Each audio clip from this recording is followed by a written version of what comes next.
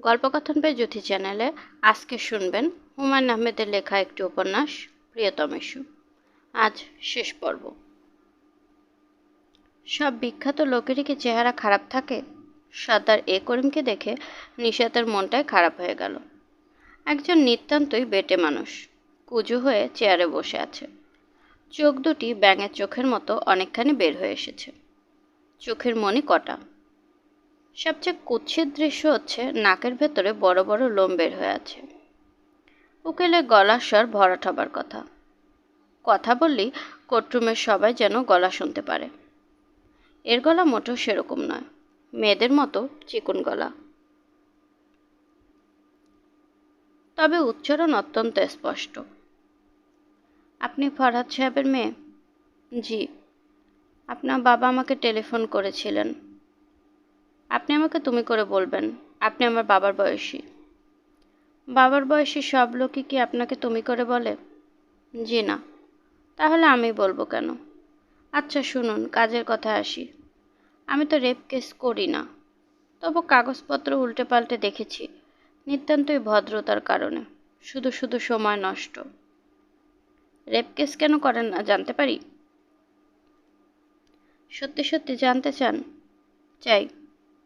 Rape কেসে জেতা যায় না, ভরাডুবি হয়। আর আপনার এই কেসের কোনো আশা দেখছি না। মেডিকেল রিপোর্টে কিছু নেই, কোনো প্রত্যক্ষদর্শী সাক্ষী নেই। আসামি হচ্ছে মেয়ের স্বামীর ঘনিষ্ঠ বন্ধু। মেয়ের স্বামীর ঘনিষ্ঠ বন্ধুরা কি রেপ করে না?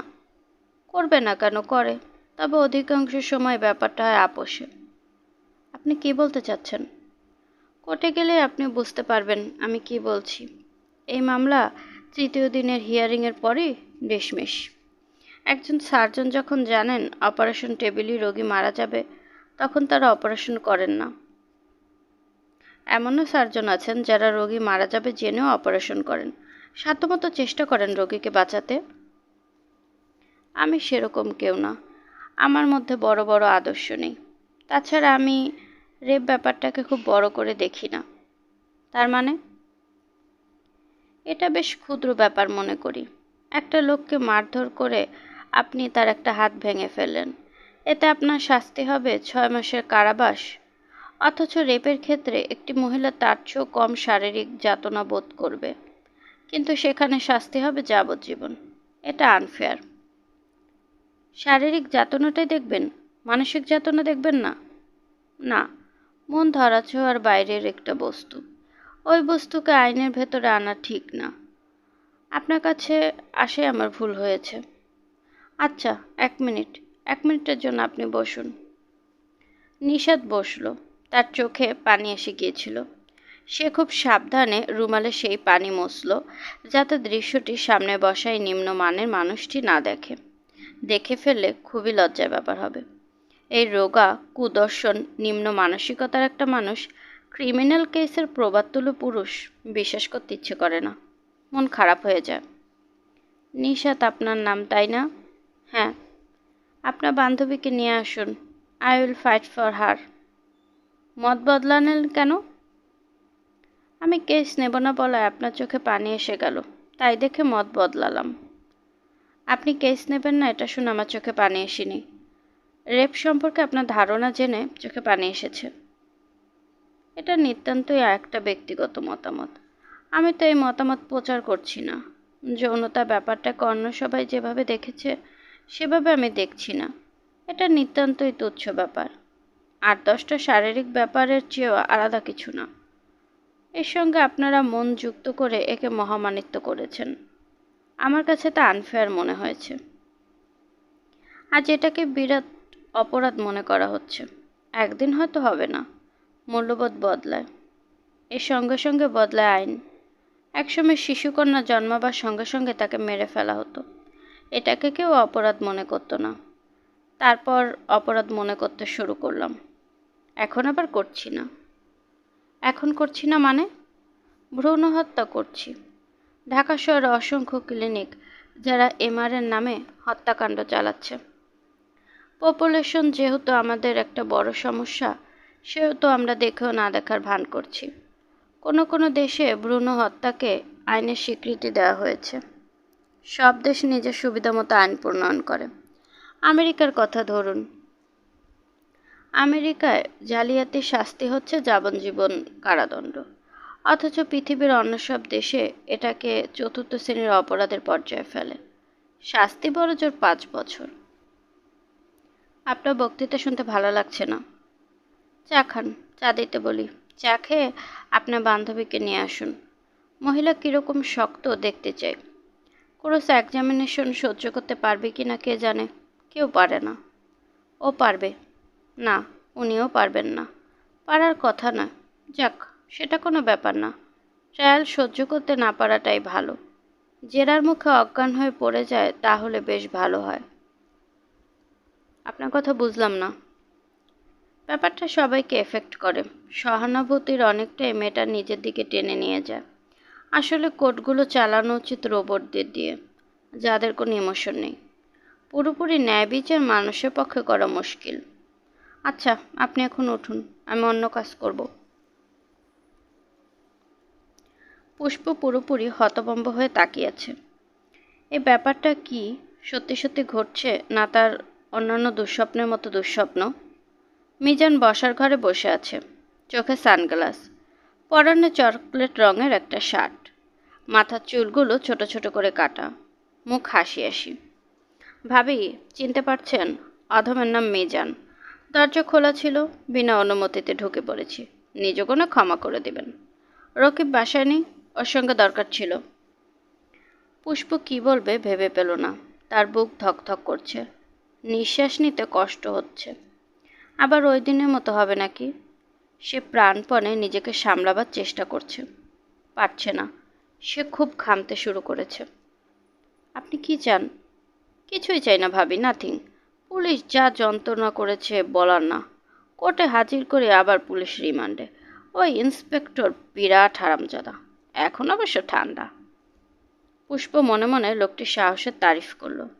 কি সহজ স্বাভাবিক ভঙ্গিতে বসে আছে, যেন কিছুই হয়নি। অনেকদিন পর বন্ধুর বাড়িতে বেড়াতে এসেছে, চাটা খেয়ে বিদায় নেবে। রকিবকে খুঁজছিলাম যন্ত্রণা মিটে ফেলবার জন্য। ওই জিনিস কোর্টে গেলে তারই অসুবিধা, আমার কিছু না। আমি যেমন ফ্রিম্যান, 10 দিন পরে আবার সে ফ্রিম্যান। মিজান সিগারেট ধরালো, সানগ্লাস খুলে রুমাল দিয়ে পরিষ্কার করে আবার চোখে পড়ল। হাসি মুখে বলল, ওই দিন তেমন কিছুই হয়নি, ঠাট্টা তামাশা করেছি। ভয় পেয়ে আপনি হয়ে গেলেন অজ্ঞান। জাস্ট বিছানায় শুয়ে দিলাম, এর বেশি কিছু না। আপনি ভাবলেন কি নাকি? আপনি এখন দয়া করে যান। যাব তো বটেই, এটা তো ভাবি আমার বাড়িঘর না। তবে এই কথাগুলো রকিবকে বলা দরকার, যাতে তার মনে আমার সম্পর্কে কোনো খারাপ ধারণা না থাকে। বহুদিনে পুরানা দোস্ত। আপনাকে যেতে বলছি যান, আমি চিৎকার করে লোক জড়ো করব। বেশ তো, করুন। মিজান কয়েক সেকেন্ড চুপ করে রইল, যেন সত্যি সত্যি চিৎকারটার জন্য অপেক্ষা করছে। ভাবি, ঠান্ডা মাথায় একটা কথা বলবো, শুনুন। কোনো বাপের বেটার সাধ্য নেই এই কেস প্রমাণ করে। কেন তাহলে শুধু শুধু ঝামেলা করছেন? লজ্জা, অপমান, যা সবই তো আপনার। আমার অপমান নিয়ে আপনি এত ব্যস্ত কেন? বন্ধুর স্ত্রী, আমি ব্যস্ত হব না? বলেন কি আপনি? অবশ্য এটা আমার জন্য বড় পাবলিসিটি। ব্যবসা করি তো, নানান লোকজনদের সঙ্গে মিশতে হয়। আপনি ভাবি রকিবকে বলবেন আমার সঙ্গে যোগাযোগ করতে। আমি এখন মালিবাগের বাসায় আছি, ও ঠিকানা জানে। মিজান উঠে পড়ল। পুষ্প ছুটে গেল পাশের ফ্ল্যাটে। নিশাত নেই। নিশাতের বন্ধুলা ভাই আজ চলে যাচ্ছে। তাদের ফ্লাইট রাত 1:30টায়। আজ আর তার দেখা পাওয়া যাবে না। পুষ্প একবার ভাবল বাবুকে সঙ্গে নিয়ে কল্যাণপুর চলে যায়। ভয়ে তার গা কাঁপছে। তার কেন জানি মনে হচ্ছে মিজান কিছুক্ষণ পরে আবার ফিরে আসবে। দরজা বন্ধ থাকলেও কোনো না কোনোভাবে ঢুকে পড়বে ভেতরে। হাসি হাসি গলায় বলবে, ভাবি, চিনতে পারছেন? অধমের নাম মিজান। পুষ্প অবশ্য নিশাতের বাসার ঠিকানা জানে। রিক্সা নিয়ে চলে যেতে পারে। যাওয়াটা কি ঠিক হবে? আপা নিশ্চয়ই খুব ব্যস্ত। এই ব্যস্ততার মধ্যে নতুন ঝামেলা। এমনিতেই আপা যা করেছেন তা নিজের ভাই বা বোনও করবে না। উকিল সাহেবের ফিসের পুরো টাকাটাই উনি দিয়েছেন। অবশ্য প্রথমে একবার বলেছিলেন, উকিল সাহেব প্রথম দফায় 9,000 টাকা চেয়েছেন। দিতে পারবে পুষ্প? পুষ্প বলেছে, আমার কাছে 4,000 টাকা আছে, আমি ওকে বলবো, ও জোগাড় করবে। রকিব শুনে রাগে গলায় বলেছে, প্রথমবারই 9,000 টাকা? এটা কিরকম উকিল? একজন ব্যারিস্টারও তো 500 টাকার বেশি নেয় না। ওই উকিল বাদ দিতে বলো, আমি দেখব। তুমি চেনো কাউকে? চিনব না কেন, ভালোই চিনি। পুষ্প নিষাদকে বলল, ও নিজে একজন উকিল নিতে চায় আপা, ওর চেনা কে জানি আছে, টাকা নেবে না। নিষাদ বলেছে, আচ্ছা ঠিক আছে। 2-3 দিন পর জিজ্ঞেস করলো, রকিব সাহেব কি কিছু করেছেন? না আপা। জিজ্ঞেস করেছিলে কিছু করেছি কি না? জিজ্ঞেস করেছিলাম, বলল করব। কেসটার নাকি অনেক দেরি। খুব দেরি কিন্তু নেই পুষ্প। ও গা করছে না আপা, শুধু বলছে দেখি। ওর বোধহয় টাকাও নেই। আমার গলার একটা হার দেই আপা, 2 ভরি সোনা আছে। নিষাদ বলেছে, আমি পরে তোমার কাছ থেকে নিয়ে নেব হার, আর এখন আমি চালিয়ে নিই। তুমি চলো, তোমার সঙ্গে উকিল সাহেবের পরিচয় করিয়ে দিই। ওনাকে দেখে প্রথমে ভক্তি হবে না, কিন্তু উনি খুবই নামকরা, উনি যা বলবেন মন দিয়ে শুনবে। উকিল সাহেব প্রথমে সমস্ত ব্যাপারটা খুঁটিয়ে খুঁটিয়ে শুনলেন। প্রথম মিজান কবে এ বাসায় এলো, কখন এলো, তার পরনে কী ছিল থেকে শুরু। তারপর কত রকম যে প্রশ্ন, যেমন মিজান সাহেবের ড্রাইভার কি কখনো বাসায় এসেছিল, মিজান সাহেব কি কখনো চিঠিপত্র লিখেছিলেন। বেশিরভাগ প্রশ্নেরই পুষ্প জবাব দিতে পারল না। এর মধ্যে একটি হচ্ছে, আপনার স্বামী কি কখনো মিজান সাহেবের কাছ থেকে টাকা ধার নিয়েছিলেন? আমার কেন জানি মনে হচ্ছে নিয়েছেন। আপনি কি কিছু জানেন? জি না। আপনার স্বামীকে জিজ্ঞেস করবেন। জি আচ্ছা। আপনার স্বামীকে বলবেন তিনি যেন অবশ্যই আমার সঙ্গে দেখা করেন। জি আচ্ছা। তাকে কিছু শিখিয়ে পড়িয়ে দেবার ব্যাপার আছে, কারণ মিজান সাহেবের উকিল তাকে কোর্টে তুলবে। আপনি আগামী পরশু আপনার স্বামীকে আসতে বলবেন। বিকেল 5টায় আমি ফ্রি থাকব। অ্যাপয়েন্টমেন্ট বুকে লিখে রাখছি। জি আচ্ছা। আপনাকে ফাঁদে ফেলবার চেষ্টা করবে, আপনি ফাঁদ থেকে বের হয়ে আসার জন্য উল্টাপাল্টা কথা বলবেন না, যা জানেন তাই বলবেন। উকিল আপনাকে প্রশ্ন করলে জবাব নিয়ে আপনি ধাঁধায় পড়ে গেছেন। যখন এটা দেখবেন তখন তাকাবেন আমার দিকে। যদি দেখেন আমি ডান হাত মুঠি করে আছি, তাহলে বলবেন আমার মনে নেই। আর যদি দেখেন আমি 2টি হাতে মুঠি পাকিয়ে বসে আছি, তাহলে বলবেন এ বিষয়ে আমি কিছু জানি না। আমার এসব মনে থাকবে না। বাজে কথা বলবেন না, অবশ্যই মনে থাকবে। পুষ্প রকিবকে টাকার কথাটা জিজ্ঞেস করলো। রাতে ভাত খেতে খেতে বলল, তোমার বন্ধু কি তোমাকে কোনোদিন টাকা ধার দিয়েছিল? রকিব চোখ কুঁচকে বলেছে, কেন? উকিল সাহেব জানতে চাচ্ছিলেন দিয়েছিল। এর সাথে মামলার কি সম্পর্ক? জানি না কি সম্পর্ক, উকিল সাহেব জিজ্ঞেস করলেন বলেই বললাম। তোমাকে যেতে বলেছেন। কি মুশকিল, আমি কেন যাব? যেতে বলেছেন, যাও। রকিব গেল না। কেন গেল না কে জানে। নিশাত আপা বললেন, ঠিক আছে, যেতে না চাইলে কি আর করা, জোর করে তো আর নেওয়া যাবে না। আমি তোমার লয়ারকে বলবো, তিনি কিছু বুদ্ধি নিশ্চয় করবেন। উনি বোধহয় চান না তোমার কেস কোর্টে উঠুক, তাই না পুষ্প? আমি জানি না আপা, মাঝে মাঝে মনে হয় চায়, আবার মাঝে মাঝে মনে হয় চায় না। কি যে মুশকিলে পড়েছি আপা। কোনো মুশকিল নেই, আমি আছি তোমার পাশে। নিশাত আপার কথায় পুরোপুরি ভরসা করা যায় না। যার কথায় ভরসা পাওয়া যেত সে আছে চুপ করে। মিজান আজ এসেছিল, এই খবর শুনলে সে কি করবে কে জানে। হয়তো সঙ্গে সঙ্গে ছুটে যাবে। তাকে এই খবর কিছুতেই বলা যাবে না, বরং একতলা বাড়িওয়ালার বাসা থেকে নিশাত আপাকে টেলিফোন করে বলা যায়। পুষ্প তাই করল। সুরমা দুপুরের খাবারের বিশাল এক আয়োজন করেছেন। ঢাকার সব আত্মীয় স্বজনদের বলেছেন। মেজামে চলে যাবে এই উপলক্ষে সবাই মিলে একটা আনন্দ উৎসবের আয়োজন করা হয়েছে। এখানে আনন্দ উৎসবের সুর বাজছে না, মিরু অনবরত কাঁদছে। দেশ থেকে যাবার দিন মিরু সবসময় এরকম করে কেঁদে কেঁদে ভাসায়। তার কান্নাকাটি দেখে নিমন্ত্রিত অতিথিরাও অস্বস্তি বোধ করে। সুস্বাদু সব খাবারও মুখে রোচে না। ইয়াকুব স্ত্রীকে কিছুক্ষণ সামলাবার চেষ্টা করে হাল ছেড়ে দিলেন। সে এখন বসেছে জহিরের পাশে, বারান্দার এক কোণে। সাউথ ডেকোটার পেট্রোয়াট ফরেস্টের গল্প এমন ভঙ্গিতে করে বলছেন যে জহির মুগ্ধ। শুরুতেই জহিরের মনে হয়েছিল মানুষটা অহংকারী। সেই ভুল তার দ্বিতীয় দিনই ভেঙেছে। মানুষটা মোটেই অহংকারী নয়, দারুণ আমোদে এবং খুবই খরচি স্বভাবের। দু হাতে টাকা খরচ করে, মুখ শুকনো করে বলে, 7 দিনের জন্য দেশে বেড়াতে এসে দেখি পথের ফকির হয়ে গেলাম রে ভাই, বলেই মুহূর্তে আরও বড় সংখ্যক টাকা খরচ করে বসে। খুব খরচি স্বভাবের মানুষও আমেরিকায় দীর্ঘদিন থাকলে ধাতস্থ হয়ে যায়। খরচের স্বভাব নিয়মের ভেতর চলে আসে। এই লোকটি তা হয়নি।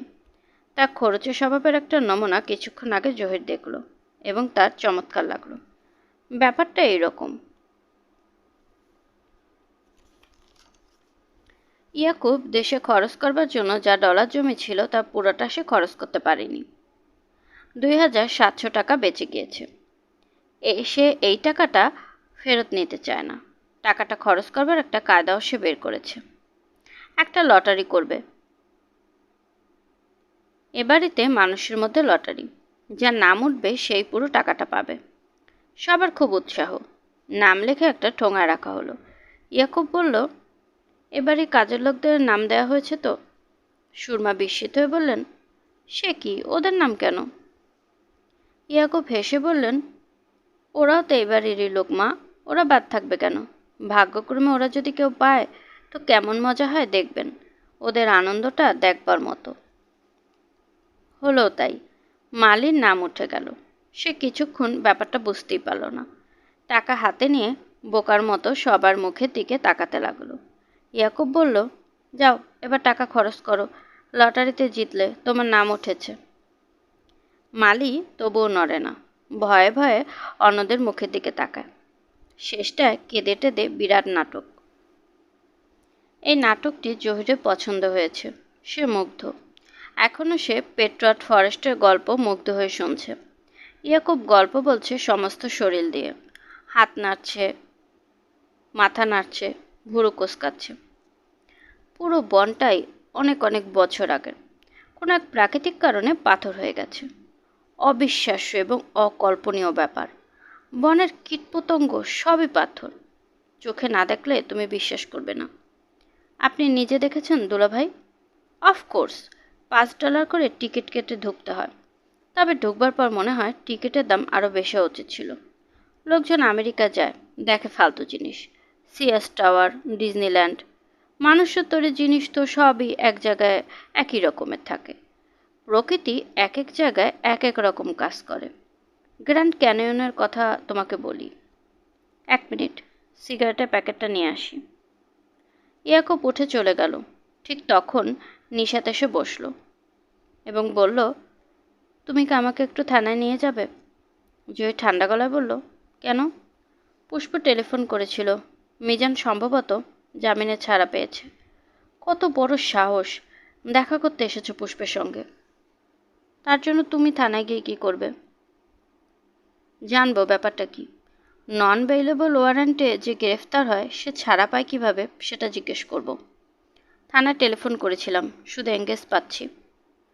জহির শান্ত গলায় বলল, আমি এখন তোমাকে কোথাও নিয়ে যাব না। তোমার যদি যেতেই হয় নিজে নিজে যাও। এই ব্যাপারটা নিয়ে তুমি যথেষ্ট বাড়াবাড়ি করছো। আমি কিছু বলিনি। এই মুহূর্তে এটা নিয়ে ছোটাছুটি না করলে খুশি হব। একদিন সোশ্যাল ওয়ার্ক না করলেও তোমার তেমন ক্ষতি হবে না। আর তোমার বান্ধবীরও কোনো রকমের ক্ষতি হবার সম্ভাবনা নেই। যা হবার ইতিমধ্যে হয়েছে। নিশাত বলল, প্লিজ তুমি আমার সঙ্গে এই সুরে কথা বলো না, আমার খুব খারাপ লাগছে। আমি খুব সহজভাবেই তোমার সঙ্গে কথা বলছি। তুমি দয়া করে এখানে বসো, অন্তত একদিনের জন্য মাথাটা হালকা রাখো। তুমি প্রতিটি মানুষকে বিরক্ত করছো। তাই নাকি? হ্যাঁ তাই। তোমার মিরু আপা বলেছিলেন ভালো কোনো সাইকিয়াট্রিস্ট দিয়ে তোমার মাথাটা দেখাতে। তোমার মাথায় নাকি কিছু গোলমাল হয়ে গেছে। বোধহয় হয়েছে। নিশাত, বসো আমার পাশে, বি ইজি। এসো দুলাভাইয়ের সঙ্গে গল্প করি। ইয়াকুব সিগারেটের প্যাকেট নিয়ে এসেছে। নিশাতকে দেখে হাসি মুখে বলল, বিখ্যাত সমাজসেবিকা এইখানে কেন? সমাজসেবা একদিনের জন্য স্থগিত, আর শুধু আপনাদের সেবা করব। চমৎকার। খাবার দাবার এখনো সম্ভবত ঘন্টাখানেক দেরি আছে। তুমি আমাদের জন্য ঠান্ডা কিছু নিয়ে এসো, এবং ক্যামেরাটা এনে আমাদের দুজনে প্রাণ খুলে গল্প করা ছবিটা ধরে রাখো। আমি গল্প শুনবার জন্য বসলাম দুলা ভাই, আমি নড়াচড়া করতে পারবো না। ইয়াকুব গ্র্যান্ড ক্যানিয়নের গল্প শুরু করলো। জহির লক্ষ্য করলো নিশাত সে গল্প শুনছে না। সে খুবই অন্যমনস্ক। সে অন্য কিছু ভাবছে। স্পেশাল ব্রাঞ্চের এআইজি আব্দুল লতিফ নুরুদ্দিনকে টেলিফোন করেছেন। নুরুদ্দিন প্রতিটি বাক্যের সঙ্গে দুইবার করে স্যার বলছেন। তার চেয়ারে বসে থাকার মধ্যে একটা অ্যাটেনশন ভঙ্গি চলে এসেছে। কথা ভালো শোনা যাচ্ছে না, লাইন ভালো না। থানায় হইচই হচ্ছে প্রচুর। লোকজন কোত্থেকে এক পাগল ধরে এনেছে। সে বড় ঝামেলা করছে। নুরুদ্দিন চোখের ইশারা করছেন পাগল সরিয়ে নিতে। তার চোখের ইশারা কেউ বুঝতে পারছেন না। এআইজি আব্দুল লতিফ সাহেব বললেন, কথা শুনতে পাচ্ছেন? লাইনটা ডিস্টার্ব করছে। জি স্যার, আপনার কথা শুনতে পাচ্ছি স্যার। জামিন হয়েছে আপনি তো জানেন। জি স্যার, জানি। ইনোসেন্ট লোকদের হ্যারাসমেন্ট যাতে কম হয় সেটা দেখতে হবে। এটা তো পুলিশেরই দায়িত্ব। তা তো বটেই স্যার। সোসাইটির রেসপেক্টেবল মানুষদের হাজতে চোর গুন্ডাদের সঙ্গে ফেলে রাখার কোনো যুক্তি আছে কি? এরা তো পালিয়ে যাবার লোক না। কোর্ট যখন চাইবে তখন এরা কোর্টে হাজির হবে। তা তো ঠিকই স্যার, এটা খেয়াল রাখবেন। নিশ্চয়ই স্যার, তবে কি? না স্যার, বলছিলাম কি, যদি ভিকটিমকে বিরক্ত করে বা ভয় দেখায় তাহলে? সেরকম কিছু দেখিয়েছে? এখনো খবর পাইনি স্যার। তাহলে মন গড়া কথা বলছেন কেন? অতিরিক্ত উৎসাহ দেখাবেন না। অতিরিক্ত উৎসাহ ভালো না। তা তো ঠিকই স্যার, ঠিকই। নুরুদ্দিন টেলিফোন নামিয়ে রাখলেন। কপালে ঘাম মুছলেন। তার এখন তেমন কিছু করার নেই। মিজান ঘুরে বেড়াবে। কেউ তাকে কিছু বলবে না। মামলা কোর্টে ওঠা পর্যন্ত তার আপাতত কোনো সমস্যা নেই। নন বেইলেবল সেকশনের আসামি সমাজের উঁচু একটা স্তরে আছে বলেই বুকে ফু দিয়ে ঘুরে বেড়াচ্ছে। এটা সহ্য করা কঠিন। সহ্য করতে হয়। এর নাম চাকরি। স্যার, আপনার টেলিফোন। আবার কে? সেকেন্ড অফিসার ইঙ্গিতপূর্ণ একটি হাসি ঠোঁটে ঝুলিয়ে দিল। অফিসার ইনচার্জ বলছি। কে? নুরুদ্দিন, চিনতে পারছো? জি স্যার। আসসালামু আলাইকুম স্যার। একটা রেপ কেসের ইনভেস্টিগেশন তোমার এখানে হচ্ছে না? জি স্যার। কত দূর? 2-1 দিনের মধ্যে ইনভেস্টিগেশন শেষ হয়ে যাবে স্যার। Good, very good. এসব কেস দ্রুত নিষ্পত্তি হওয়া দরকার। তা তো স্যার ঠিকই। অপরাধীর শাস্তিও দরকার, কঠিন শাস্তি। অবশ্যই স্যার। সেই সঙ্গে লক্ষ্য রাখতে হবে নিরাপদ যাতে শাস্তি না পায়। অবশ্যই স্যার। মিজানকে আমি খুব ভালোভাবে চিনি। চমৎকার ছেলে। সে কিভাবে জড়িয়ে পড়লো বুঝতে পারছি না। আমার মনে হয় ভিকটিম অফ সার্কামস্টান্স। যাই হোক, তুমি তোমার তদন্ত করো। মিজানের ব্যাপারে কোনো রেফারেন্সের দরকার হলে আমাকে বলবে। নিশ্চয়ই স্যার, বলবো, অবশ্যই বলবো। আচ্ছা, রাখলাম। আসসালামু আলাইকুম স্যার। নুরুদ্দিন দীর্ঘ সময় চুপচাপ বসে রইলেন। পাগলটা এখনও যন্ত্রণা করছে। থানার সবাই মনে হচ্ছে তাতে মজা পাচ্ছে। সবাই হাসছে। সেকেন্ড অফিসার নুরুদ্দিনকে বলল, স্যার, পাগলটা আপনাকে ভেঙচি কাটছে। নুরুদ্দিন দেখলেন পাগলটা সত্যি সত্যি জিভ বের করে তাকে দেখাচ্ছে। 2টি গোলাপ গাছ মরে গেছে। জহির অবাক হয়ে গাছ দুটিকে দেখছে। যে কদিন বেঁচে ছিল এরা প্রচুর ফুল ফুটিয়েছে। বিরাট বড় বড় ফুল। হাতের মুঠোয় ধরা যায় না এত বড়। নামও অদ্ভুত, তাজমহল। গোলাপের তাজমহল নাম কে রেখেছিল কে জানে। যেই রাখুক, এ বাড়িতে তাজমহলের সমাধি হয়ে গেল। জহির রান্নাঘরে ঢুকল। নিশাত পানি গরম করছে। তার চোখ লাল। মনে হচ্ছে কাল রাতে ভালো ঘুম হয়নি। সে জহিরের দিকে তাকিয়ে অস্পষ্ট হাসল। জহির বলল, 2টি তাজমহল মরে গেছে। তুমি সেটা জানো? জানি। মনে হচ্ছে খুব একটা দুঃখিত হওনি। হয়েছি, তবে পা ছড়িয়ে কাঁদতে বসিনি। চা খাবে? না, আমি বেশ শকড হয়েছি। হওয়াই উচিত। তাজমহলের মৃত্যুতে শাহজাহানরাই শকড হবে। তুমি হচ্ছে শাহজাহান। তার মানে? ঠাট্টা করছি। ঠাট্টা করছো, খুবই ভালো কথা। তবে তোমার উচিত সংসারটার দিকে আরও একটু নজর রাখা। সংসারটা তো আমাদের দুজনের, তাই না? আমার একার তো নয়। আমিও কি তোমাকে কঠিন গলায় জিজ্ঞেস করতে পারি না গাছ দুটো কেন মরল?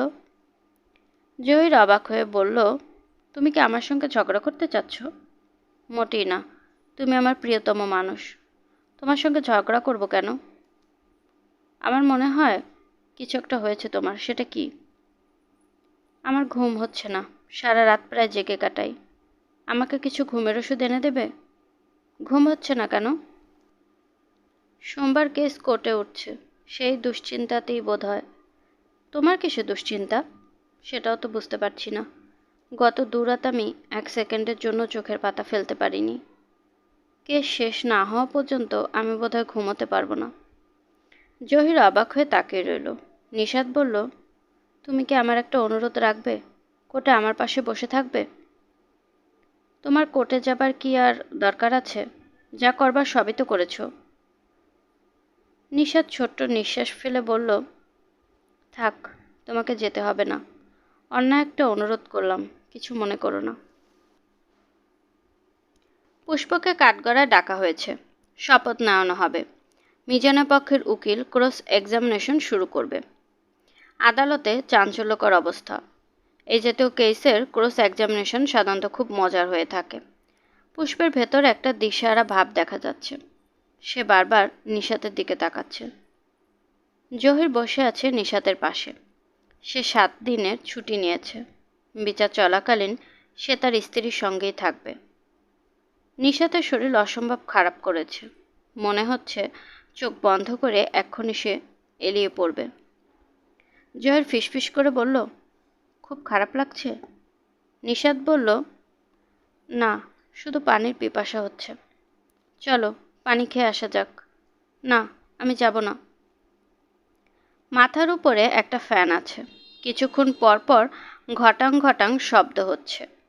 কোর্ট ঘরে নতুন চুনকাম করা হয়েছে। চুনের গন্ধের সঙ্গে মানুষের ঘামের গন্ধ মিশে কেমন অদ্ভুত একটা গন্ধ তৈরি হয়েছে।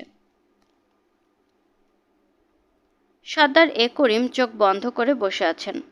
তাকেও কেন জানি খুব চিন্তিত মনে হচ্ছে। আসামির পক্ষের উকিল হচ্ছেন মিশ্রবাবু, অত্যন্ত ধুরন্ধর লোক। তিনি কিভাবে ডিফেন্স নেবেন তার আঁচ করা বেশ কঠিন। ক্রস এক্সামিনেশন তিনি বেশ সহজভাবে শুরু করেন, কিন্তু সেই সহজ জিনিস অতি দ্রুত কঠিন হতে শুরু করে। সাক্ষী বুঝতেও পারে না তাকে মন্ত্রমুগ্ধ করে চোরাবালিতে নিয়ে যাওয়া হচ্ছে। যতই সে বেরিয়ে আসবার জন্য ছটফট করবে, ততই তাকে ডুবে যেতে হবে। বলুন, শপথ করিতেছি যে যাহা বলিব সত্য বলিব।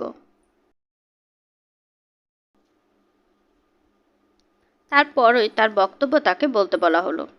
পুষ্প বেশ স্বাভাবিকভাবেই বলল। তার মুখ রক্তশূন্য এবং বারবার সে নিশাতের দিকে তাকাচ্ছিল।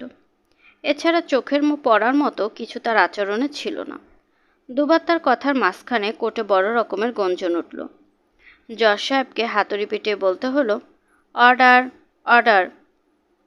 তার পাশেই কাঠগড়াতেই মিজান দাঁড়িয়ে আছে। সে একবার মিজানের দিকেও তাকালো। মিজান তাকে কৌতূহলী চোখে দেখছে। মিশ্রবাবু এগিয়ে এলেন। তার মুখ হাসি হাসি। আপনার নাম? পুষ্প।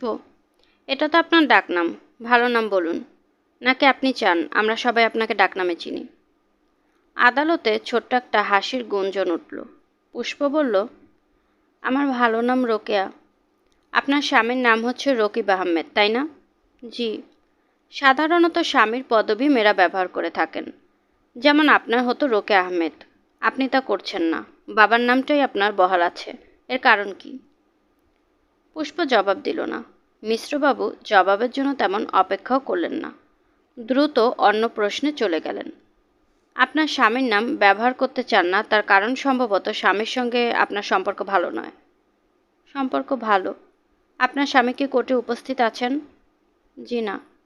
স্ত্রীর এত বড় একটা কেসের ট্রায়াল চলছে, অথচ স্বামী উপস্থিত নেই। এটা কি ভালো সম্পর্কের কোনো উদাহরণ?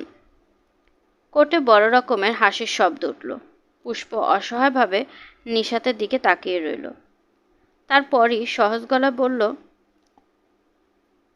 আমাদের একটা খুব ছোট বাচ্চা আছে। আমার স্বামী তার দেখাশোনা করছে। বাচ্চাটার আজ জ্বর, 102 জ্বর। আপনি কি আসামিকে চেনেন? জি, আমার স্বামীর বন্ধু। কীরকম বন্ধু? খুব ঘনিষ্ঠ বন্ধু কি? জি। আপনার স্বামী দুবার আসামির কাছ থেকে অর্থ সাহায্য নিয়েছিলেন, এটা কি আপনি জানেন? জি না। করিম সাহেব উঠে দাঁড়ালেন। তিনি অবজেকশন দিতে চাচ্ছিলেন, কিন্তু না দিয়ে বসে পড়লেন। তিনি বলতে চাচ্ছিলেন অর্থ সাহায্য যে করা হয়েছে তার কোনো প্রমাণ নেই। করিম সাহেব তা বললেন না, কারণ মিশ্রবাবু অতি ধুরন্ধর লোক। বিনা প্রমাণে এই প্রসঙ্গ। অর্থ সাহায্য ছাড়াও আপনারা বিভিন্ন সময় আসামির কাছ থেকে নানান সাহায্য নিয়েছেন। আসামি আপনাদের জন্য বাড়ি ঠিক করে দিয়েছিলেন, তাই না? জি। আপনাদের ভ্রমণের জন্য তিনি গাড়ি এবং ড্রাইভার দিতেন। একদিন দিয়েছিলেন। এখন বলুন, আসামি মিজান মাঝে মাঝে দুপুরবেলা আপনাদের বাসায় যেতেন। একটু আগে একথা আপনি বলেছেন, তাই না? জি। স্বামীর অনুপস্থিতিতে যে উনি আপনার বাসায় আসতেন, আপনার স্বামী কি তা জানতেন? জি, জানতেন। তিনি এটাকে বিশেষ কিছু মনে করেননি, তাই না? জি। তিনি ইচ্ছে করে আপনাদের এই মেলামেশার সুযোগ করে দিচ্ছিলেন। জি না। আপনার একটি ছোট্ট ছেলে আছে, পল্টু তার নাম, তাই না? জি। ঘটনার দিন পল্টু কোথায় ছিল? নিশাত আপার বাসায়। আমি যদি বলি আপনি স্বামীর বন্ধুর সঙ্গে যৌন মিলনের সুবিধার কারণে আপনার ছেলেকে সরিয়ে দিয়েছিলেন, তাহলে আপনি কি বলবেন? পুষ্প হাউমাউ করে কেঁদে উঠল। মিশ্রবাবু বিজয়ের দৃষ্টিতে চারদিকে তাকাচ্ছেন। তার ভঙ্গি দেখে মনে হচ্ছে তার এই দীর্ঘ জেরার মূল উদ্দেশ্যই ছিল মেয়েটিকে কাঁদিয়ে দেয়া। নিশাত বিড়বিড় করে বলল, লোকটা এসব কি বলছে? এত নোংরা কথা সে কি করে বলছে? জহির তার দিকে তাকিয়ে বলল, আরও হয়তো কত কি বলবে। মনে হচ্ছে এটা মাত্র শুরু, তবলার ঠুকঠাক। পুষ্প ওর কান্না তখনও পুরোপুরি থামেনি। সে ফুঁপিয়ে ফুঁপিয়ে উঠছে। এর মধ্যেই আবেগশূন্য গলায় মিশ্রবাবু তার ডিফেন্স। এই মামলায় দীর্ঘ ক্রস এক্সামিনেশন বা প্রচুর সাক্ষ্য প্রমাণের কোনো প্রয়োজন দেখছি না। ডাক্তারের দেওয়া মেডিকেল রিপোর্টই যথেষ্ট মনে করি। সেখানে বলা হয়েছে কোনো সিমেন পাওয়া যায়নি। ধর্ষণের সময় ভিকটিম সাধারণত প্রবল বাধা দেয়, সে কারণে তার শরীরে নানান ক্ষত থাকে। তাও নেই। মামলা ডিসমিসের জন্য এই যথেষ্ট। তবু ঘটনাটা কি আমি বলছি, বিশ্বাস না করলেও মামলার ক্ষতি হবে না। তবে ঘটনাটির বিশ্বাসযোগ্যতা আপনারা সবাই স্বীকার করবেন। এই সমাজে কিছু কিছু লোক তাদের সুন্দরী স্ত্রীদের ব্যবহার করে কিছু বাড়তি সুযোগ সুবিধার জন্য। রকিব সেরকম একজন মানুষ। সে ক্রমাগত তার ধনী বন্ধুর কাছ থেকে সুযোগ সুবিধা নিচ্ছে এবং ইন রিটার্ন এগিয়ে দিচ্ছে সুন্দরী স্ত্রীকে। স্ত্রীও স্বামীর কথা মতোই কাজ করেছেন। মিলনের ক্ষেত্র তৈরি করবার জন্য পুত্রকে দূরে পাঠিয়ে দিয়েছেন। আমি মহিলার প্রতি কৃতজ্ঞ যে পুত্রের সামনে বৃন্দাবন লীলা না দেখানোর মতো সুবুদ্ধি তার হয়েছে। কোর্ট সেদিনকার মতো শেষ হয়ে গেল। নিশাত চোখে অন্ধকার দেখল। এ তো ভরাডুবি। সর্দার করিম কোর্ট শেষ হবার সঙ্গে সঙ্গে চলে গিয়েছিলেন। পরবর্তী কি হবে এ নিয়ে সে কারোর সঙ্গে আলাপও করতে পারল না। পুষ্প ক্রমাগত কাঁদছে। তাকে সামলানোও এক মুশকিল। লোকজনের কৌতূহলে কোনো সীমা নেই। এক ফটোগ্রাফার বিশেষ অ্যাঙ্গেল থেকে পুষ্পর কান্নার ছবি তুলবার চেষ্টা করছে। ভিড় ঠেলে বেরিয়ে আসাও মুশকিল। নিশাতের নিজেরও কান্না পেয়ে গেল। আজ আসামি ক্রস এক্সামিনেশন হবে। আসামি কাঠগড়ায় উপস্থিত। সর্দার করিম এগিয়ে গেলেন। আপনার নাম মিজানুর রহমান? জি। পুষ্প নামের মেয়েটিকে আপনি চেনেন? জি, চিনি। সে যে অভিযোগ আপনার বিরুদ্ধে করেছে, সেই সম্পর্কে আপনি কি বলতে চান? অভিযোগ সত্য নয়। আমার জেরা শেষ হয়েছে, আপনি নেমে যেতে পারেন। মিজান অবাক হয়ে তাকালো। জজ সাহেব তাকালেন। কোর্টে মৃদু একটা গুঞ্জন হলো। করিম সাহেব সবার বিস্ময় উপভোগ করলেন। নিশাতের দিকে তাকিয়ে হাসির মতো ভঙ্গি করলেন। ইচ্ছে করেই এই নাটকীয়তা তিনি করেছেন। এতে সবার মনোযোগ খুব তীব্রভাবে তিনি আকর্ষণ করতে পারলেন। এর প্রয়োজন ছিল। মাননীয় আদালত, আপাত দৃষ্টিতে মনে হতে পারে আমি এখানে একটি দুর্বল মামলা পরিচালনা করতে এসেছি। আমার মক্কেলের মেডিকেল রিপোর্টে কিছু পাওয়া যায়নি। কোনো প্রত্যক্ষদর্শীর সাক্ষী আমরা জোগাড় করতে পারিনি।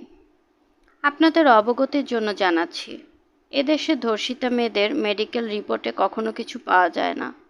ধর্ষিতা মেয়েরা প্রথম যে কাজটি করেন তা হচ্ছে ধর্ষণের সমস্ত চিহ্ন শরীর থেকে মুছে ফেলেন, অনেকবার করে স্নান করেন, গায়ে সাবান ঘষেন, কারণ তাদের ধারণা নেই যে এটা করা যাবে না। এটা করলে আসামিকে আমরা আইনের জালে আটকাতে পারবো না। আসামিকে শাস্তি দেওয়ার ব্যাপারে আরেকটি বড় বাধা হচ্ছে সামাজিক বাধা। এই লজ্জা এবং অপমানের বোঝা কোনো মেয়ে সাহস করে নিতে চান না। যখন কেউ সাহস করে তখন কোর্ট তাকে মোটামুটিভাবে ব্যভিচারিণী হিসেবে প্রমাণ করে দেয়। আমার মক্কেলের ব্যাপারেও সেটাই ঘটেছে। তবে আমার মক্কেল শেষ পর্যন্ত কোর্টে মামলা নিয়ে আসতে পেরেছে, এটা তার জন্য একটা বড়। অনেকেই তা পারে না, তাদের মামলা তুলে নিতে হয়। যেমন মামলা তুলে নিতে হয়েছিল 21/B জিগাতলার আশরাফি খানমকে। আশরাফি খানম আজ থেকে 5 বছর আগে 5ই এপ্রিল 1976 তারিখে মোহাম্মদপুর থানায় ডায়েরি করেছিলেন। সে ডায়েরিতে উল্লেখ আছে যে জৈনক মিজানুর রহমান বলপূর্বক তাকে ধর্ষণ করে। যথারীতি পুলিশ তদন্ত হয়, তবে তদন্তের মাঝামাঝি ফরিয়াদি পক্ষ কেস উঠিয়ে নেয়। হয়তোবা আমি বলতে পারি কেস উঠিয়ে নিতে বাধ্য হয়। যদি সেদিন সে তা উঠিয়ে না নিত তাহলে আজ এই মেয়েটি ধর্ষিত হতো না। মাননীয় আদালতের কাছে আমি জানতে চাচ্ছি, আমরা কি তৃতীয় একটি মেয়েকে ধর্ষিত হবার ক্ষেত্রেও প্রস্তুত রাখবো নাকি রাখবো না? আমার বক্তব্য এই পর্যন্তই। আশরাফি খানম মোহাম্মদপুর থানায় যে জবানবন্দি দিয়েছিলেন তার কপি আমি আদালতে পেশ। করিম সাহেব বসে পড়লেন। দীর্ঘ সময় আদালতে কোনো সাড়া শব্দ হলো না। এ সময় করিম সাহেব নিশাতের কাছে এসে ফিসফিস করে বললেন, আমার তো ধারণা আমরা কেস জিতে গেছি। আপনার কি তাই মনে হচ্ছে না? নিশাত খুব কাঁদছে। জহির অবাক হয়ে বলল, তুমি এত কাঁদছো কেন? মামলা তো জিতে গেলে, একটা লোককে সারা জীবনের জন্য জেলে পাঠিয়ে দিলে। আজ তো তোমার আনন্দ করার দিন। ব্যাপারটা কি বলো তো? ব্যাপারটা নিশাত বলতে পারল না, কারণ তা বলার মতো নয়। একই ঘটনা তার জীবনেও ঘটেছিল। সে তখন মাত্র কলেজে সেকেন্ড ইয়ারে পড়ে। বড় দুলা ভাই এক দুপুরবেলা তার ঘরে ঢুকে পড়লেন। কি লজ্জা, কি অপমান! কাকে সে বলবে? মিরু আপাকে? মাকে? বাবাকে? কাউকে সে বলেনি, বলতে পারেনি, আজও পারবে না। তবে আজ সে মুক্তি পেয়েছে। মনের একটা বিরাট দরজা এতদিন বন্ধ ছিল, আজ খুলে গেছে। এক ঝলক সূর্যের আলো ঢুকে গেছে। আজ সে কাঁদছে আলোর স্পর্শে। উপন্যাসে বর্ণিত প্রতিটি চরিত্র এবং ঘটনা কাল্পনিক। শুনছিলেন হুমায়ুন আহমেদের লেখা একটি উপন্যাস, প্রিয়তমেশু। আজ শেষ পর্ব। আজকের পর্বটি কেমন লাগলো কমেন্ট করে জানাতে ভুলবেন না। আমি আমার নিজের মতো করে আপনাদেরকে গল্প পাঠ করে শোনানোর চেষ্টা করছি, তাই ভুল ত্রুটি কিছু হলে আশা করি ক্ষমা সুন্দর দৃষ্টিতে দেখবেন, এবং গল্প পাঠ ভালো লাগলে প্লিজ আমার চ্যানেলটিকে সাবস্ক্রাইব করবেন। চাইলে অন্যদের সাথে শেয়ারও করতে পারেন। গল্পকথন বাই জ্যোতি চ্যানেলের সাথেই থাকবেন আশা করছি। আল্লাহ হাফেজ।